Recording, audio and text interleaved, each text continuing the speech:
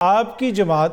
وہ مخصوص نشستوں کے اوپر جو ہے ان کا بڑا واضح اس وقت وہ ہے موقف کہ وہ ہمیں دے دی جائیں جو سنی اتحاد کونسل کو ملنی چاہیے، جو سنی اتحاد کونسل کا موقف ہے۔ تو as a political worker, as a سیاسی ورکر، آپ سمجھتے ہیں کہ ووٹ پڑا ہے بانی چیئرمین تحریک انصاف کے نام پہ، لیکن مخصوص نشستیں آپ لوگوں کو مل جائیں اور آپ کی سینئر قیادت پشاور ہائی کورٹ بھی پہنچ گئی ہے اس کے لیے؟ دیکھیے، پہلی بات تو یہ کہ میں نصر اللہ ملک صاحب کی باتیں نہیں سن سکا، پہلے بھی بتایا، اور باقی جو آپ بات کر رہے ہو، یہ ملک چلتا ہے آئین اور قانون کے تحت، اور آئین اور قانون یہ کہتے ہیں کہ آزاد امیدواروں کو ریزرو سیٹیں نہیں دی جا سکتی ہے، ٹھیک ہے، جب تک وہ کسی پارٹی میں شامل نہ کرے۔ اور آج بھی اٹارنی جنرل نے جو پشاور ہائی کورٹ میں اپنے دلائل دیے ہے، اس میں یہی کہا کہ وہ پارٹی جس کو میں خاص طور پہ ڈمی پارٹی کہتا ہوں، جس کا اپنا سربراہ اسی کے ٹکٹ پہ نہیں لڑا ہے، تو آپ اس پارٹی کو کس طرح پھر کرتے ہو، اور پھر اس کا ٹائم لیمٹ ہوتا ہے، سیکشن 104 کے تحت جو ہے نا یہ لسٹیں جمع کرنی پڑتی ہے۔ خیر، یہ لمبی ڈیبیٹ ہے۔ اب ایک طرف وہ کہتے ہیں خان صاحب کے نام پہ ہمیں ووٹ ملا ہے اور خان صاحب کی آزادی کے لیے، تو یہ کیا بہتر نہیں تھا کہ یہ سارے استعفیٰ دے دیتے، یہ پختونخوا حکومت کی مزے لینے کی بجائے جو ہے نا استعفیٰ دے دیتے، یہ قومی اسمبلی سینٹ سے استعفے دے دیتے جیسے پہلے دیے، اور کمیونٹیوں کے نام سلیکٹ ہو گئے، پارلیمنٹ لاجز الاٹ کرا دیے انہوں نے، ٹی لیں گے، اپوزیشن لیڈر اپوائنٹ کرا دیے انہوں نے، کمیٹی کے لیے نام دے دیے، تو یہ سارے مراحت تو خان صاحب کے نام پہ لے رہے نا، تو خان صاحب تو ابھی تک جیل میں ہیں، تو جب جیل میں ہے اور یہ بتا رہے ان کے نام پہ ووٹ ملے ہیں تو ان کو تو سب کو ریزائن کرنے چاہیے۔ اور میں وہ گرن بھی بتاؤں گا اسمبلی کے اندر، یہ اگر اسمبلی کے اندر احتجاج جسے کہتے ہیں وہ احتجاج کرتے تو یہ پرائم منسٹر کا ووٹ نہیں ہوتا، یہ اسپیکر کا ووٹ نہیں ہوتا، وہاں تو وہ بڑے بیٹھے ہوئے تھے، لیکن وہ انگلی کٹوا کے شہیدوں میں نام لکھوانے کی تو بڑی احتجاج کر دی انہوں نے، تالیاں بجا کے اور نعرے بازی 5-10 منٹ کر کے اور ختم ہو گیا، گھر چلے گئے، اور وہ تو بیچارہ جیل میں پڑا ہوا ہے جس کے نام پہ یہ کہہ رہے ہیں کہ ووٹ ملا ہے، یقین نہیں ملا ہوگا۔ باقی رہے گی جو آپ نے کراچی کی بات کی، باقی ملک کی بات میں نہیں کر رہا ہوں، کراچی کی کون سا آپ کا مینڈیٹ تھا؟ آپ کے کینڈیڈیٹ کو تو میں نے 6 نمبر پہ پہنچایا تھا پچھلے الیکشن میں بھی، اور یہ فیصل واڈا والا تھا، اور 71,000 ووٹ مصطفیٰ کمال تک کی، ہم نے تو 25-30,000 ووٹ آج بھی میرے پاس پڑے ہوئے، اور وہ 3,800 ووٹ کو 71,000 بنا دیے۔ آپ نے ساری ویڈیو نظر میں دیکھے ہوں گے، الیکشن کمیشن اور ہائی کورٹ میں میرا کیس آج بھی چل رہا ہے۔ سوال یہ ہے کہ پھر میں دوبارہ کہتا ہوں، میں نہیں کہتا ہوں کہ ان کو ذاتی ووٹ ملا ہوگا، خان صاحب کے نام پہ ملا، مگر وہ خان صاحب کے لیے وہ اپنا حق تو ادا کرے نا، یہ تو مزے میں بیٹھے ہوئے تنخواہ بھی لے رہے، سب لے رہے۔ اور عباس بفی صاحب سے یہاں تک تو میں متفق ہوں کہ جیل مینول کے تحت جو ہے نا وہ ملاقاتیں وکیل سے اور فیملی ممبر سے ہونا جو ہے نا وہ ایک قانون ہے، اس میں کسی احسان کی ضرورت نہیں ہے، نہ کسی کورٹ کی پرمیشن کی ضرورت ہے، یہ تو ایک چیز ہے۔ دوسری صورتحال، کل جب میں دیکھ رہا تھا گورنر خان صاحب پریس کانفرنس کر رہے تھے تو وہ کہہ رہے تھے کہ خان صاحب کی زندگی کو خطرہ ہے۔ اب ایک طرف آپ یہ کہتے ہو کہ خان صاحب کی زندگی کو خطر ہے، دوسری طرف اگر کوئی سیکورٹی ادارے کوئی انیشیٹو لیتے ہیں یا کوئی اس کے حوالے سے کوئی 2 ہفتے کے لیے ملاقاتوں میں پابندی لگاتے ہیں تو اس کو آپ پورے پاکستان کا مسئلہ تو نہ بنائیں، پاکستان کا سیکورٹی کا مسئلہ تو نہ بنائیں۔ اور یہ ملاقات صرف خان صاحب کے اوپر پابندی نہیں ہے بلکہ اس جیل کے اندر، بلکہ ایک جیل نہیں ہے، کئی جیل ہے، ان جیلوں کے اندر جو ہے نا جتنی ملاقاتی ہے ان پہ پابندی ہے۔ اب میں آپ کو تھوڑا سا ایک اور پریکٹیکل بتا دوں کہ میں 10 سال کے لگ بھگ میں جیل ریفارمز کمیٹی کا ممبر رہا ہوں 97 سے، اور میں جیل کی ایک چیز کو بڑی اچھی اور بہتر طریقے سے جانتا ہوں، اور آج تک ایز سوشل ورکر میں اس کو واچ کرتا ہوں اور اس کے لیے آواز اٹھاتا ہوں۔ جیل کے اندر جو نا 2 ٹائپ کے خطرات ہوتے ہیں۔ ایک، ابھی اگر آپ دیکھ لیں پچھلے سال کراچی کے سینٹرل جیل، اگر آپ واقف ہو کراچی سے تو اس شہر کے بیچ میں سبزی منڈی کے پاس سینٹرل جیل ہے، اور اس کے ساتھ جڑی ہوئی کنجسٹڈ آبادی ہے جس کو PIB کالونی کہتے ہیں، وہاں ایک سرنگ پکڑا گیا کہ ایک مکان سے اور جیل کے اندر سے سرنگ بنا ہوا تھا پورا، جیسا آپ نے فلموں میں دیکھا ہوگا، ایگزیکٹ اسی طرح سین تھا۔ اور پھر اس کے علاوہ بہت سارے واقعات ایسے بھی ہے لانڈی جیل میں کہ ایک قیدی کو دوسرے قیدیوں نے قتل کر دیا، اور وہ جا کے اسپتال میں چپ گیا، اس کو قتل کر دیا، اور اس قتل کی وجوہات یہ تھی کہ وہ قیدیوں پہ ظلم کر رہا تھا، جس کو ہم عام الفاظ میں اس کو پٹیل کہتے ہیں، کہ وہ لال ٹوپی پہنا کے وہ ایک چیز کا مانیٹر ہوتا ہے اور وہ ظلم کرتا تھا، تو قیدیوں نے اندر سے ان کو مار دیا ہے۔ اس میں یہ تو ایک میرے سامنے کی واقعہ ہے، تو ضروری نہیں ہے کہ جیل کے آپ سمجھتے ہیں کہ جیلمن سیکیورٹی تھریٹ ہو سکتا ہے اس وجہ سے؟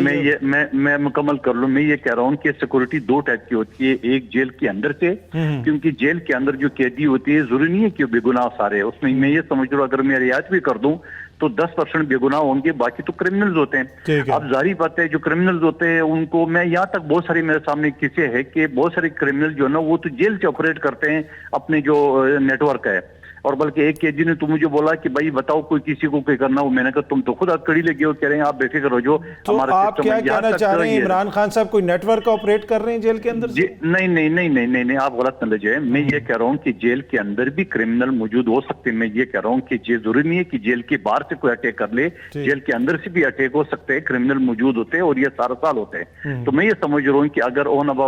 बबी साहब बता रहे हैं कि एक दिन मुख्तस है मंगल को, अगर 2 मंगल गैप आ जाए तो उसमें क्या आ जाए, और खुद उनकी भी खदशात दूर हो जाएगी। जो कहते हैं खान साहब की जिंदगी को खतरा है, यकीन अल्लाह उसको सेहत दे, अल्लाह उसको लंबी जिंदगी दे। कभी भी हम नहीं चाहेंगे as a political, as a social worker, लेकिन सवाल ये कि इन अदारों के साथ बैठा जा सकता है, जहां से ये रिपोर्ट आई उनके साथ बैठा जा सकता है, उनके साथ डिस्कशन की जा सकती है कि बाबा ये बताओ कि आपके पास इन्फॉर्मेशन कहां से आई, या तो ये पीटीआई वाले लिख के दे दे कि नहीं जी कोई खतरा नहीं है, आप मुलाकातें ऑन करो, तो दूसरी बात हो जाती है उसमें। फवाद चौधरी साहब जो हैं वो जेल के अंदर हैं, उनके सारे मुकदमात खत्म होते हैं तो कोई नया मुकदमा आ जाता है और उसमें वो नैब का मुकदमा भी है। तो आप नहीं समझते कि अब आप लोगों को नैब के हवाले से कोई फैसला करना पड़ेगा, या फिर वो सिर्फ अपोजिशन की बातें थी, अब हुकूमत में आ गए तो अब नैब जो है वो अच्छी है? आपको अच्छी तरह याद होगा जो 16 महीने की हुकूमत में हमने नैब कवानीन में तरामीम की जब की है, तो आपको पीटीआई के दोस्त तो क्या कहते रहे, हालांकि हम पे तो गुजर चुका था। जरदारी साहब ने 10-11 साल जेल में गुजारते, थाने में उसकी जबान काटी गई है। डॉक्टर आसिम जेल में रहा है, खुर्शीद शाह साहब बेटे समेत 2 साल जेल रहे। हमने उस वक्त भी कहा था कि हम पे तो गुजर गई है, हम नहीं चाहते किसी और पॉलिटिकल लीडर पे ये सारी चीजें गुजर जाए, मगर पीटीआई वाले उस वक्त मुखालफत करते थे। आज जब बात आ गई है तो ये कहते हैं। लेकिन दूसरे ये ओन बपी साहब ने बड़ी खूबसूरती से अपनी सारी बातों को पॉलिटिकल उसके केसेस की तरफ ले गए। क्या तोशा खाना का केस भी पॉलिटिकल था?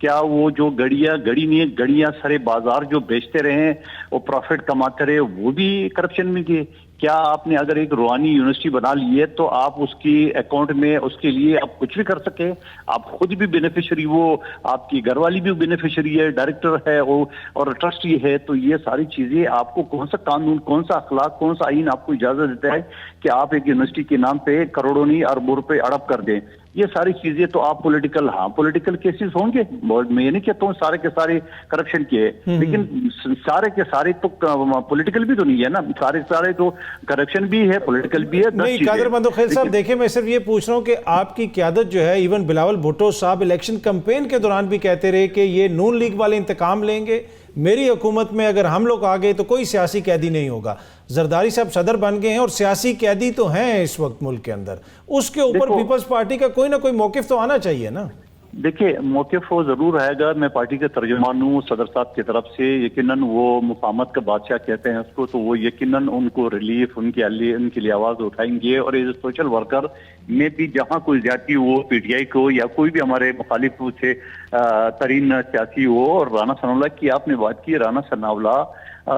से मेरी ऐसी एक सियासी इख्तलाफ थी कि इसने एक दहशतगर्दी के केस एहतजाज में, मैं एक यूनियन को रिप्रेजेंट करूँ, रेलवे वर्कर्स यूनियन का, हमने एहतजाज किए तो मुझ समेत हमारी कारकुनों को खिलाफ जो ना दहशतगर्दी के मुकदमा चल रहा है। मगर जब राना सनाउल्लाह के खिलाफ केस हुआ तो उस वक्त भी मैं OSHO से भी मिला था एक जगह खाने पे, मैं इसका नाम शक्ल याद नहीं है, उसने ये कहा कि हमसे ये केस कराया गया और मैंने राना सनाउल्लाह के लिए आवाज उठाई सियासी मुखालफत की और जाती मुखालफत के बावजूद। ये इसी तरह पीटीआई की भी साथ अगर होगा तो मैं इसके लिए जरूर आवाज उठाऊंगा, लेकिन आप उसको फिर सियासी कैदी तो नहीं कह सकते ना। अगर एक तोशाखाना का केस आपके सामने आ गया है, पूरा एक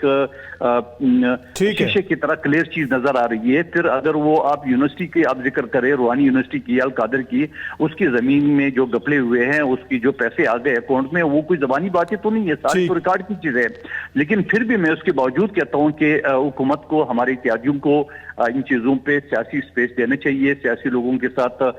मैं ये नहीं कहता हूँ कि पूरी रियायत देनी चाहिए, लेकिन कम से कम स्टेटस के हिसाब से रियायत देनी चाहिए और उनके साथ बात करनी चाहिए। और पीटीआई से भी मैं ये दरख्वास्त करूंगा कि आप पहाड़ की चोटी से उतर के जरा सियासी मुज़ाकरात भी स्टार्ट करें। देखिए जमीयत में कितनी बातें की है, परसों हमारी मुज़ाकरात हो गई उनके साथ,